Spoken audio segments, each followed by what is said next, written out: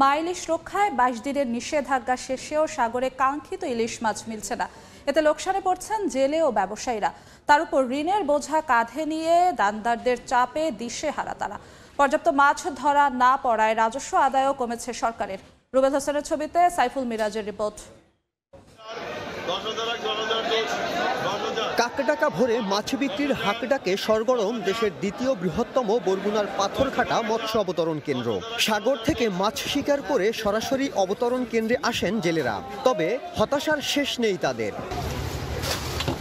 মা ইলিশ রক্ষায় 22 দিনের নিষেধাজ্ঞা শেষে সাগরে কাঙ্ক্ষিত মাছ না পাওয়ায় কপালে দুশ্চিন্তার ভাঁজ জেলে ও ব্যবসায়ীদের।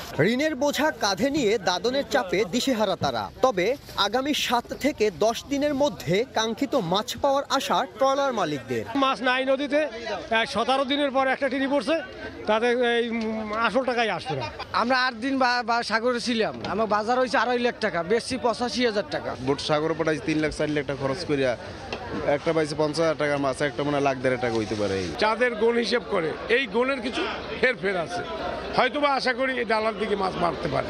মা ইলিশ রক্ষার নিষেধাজ্ঞার পর গত বছরের তুলনায় চলতি বছর মাছ কম ধরা পড়ায় রাজস্ব কমেছে সরকারের। গত 4 নভেম্বর থেকে এই অবতরণ কেন্দ্রে মাছ বিক্রি হয়েছে 223 মেট্রিক টন, যার মধ্যে ইলিশ ছিল মাত্র 88 মেট্রিক টন।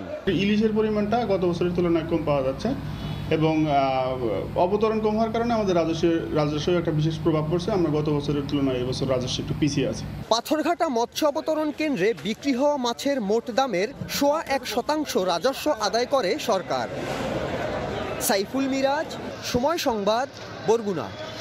4 দশক ধরে আপনার ফাইন্যান্সিয়াল পার্টনার আইডিএলসি।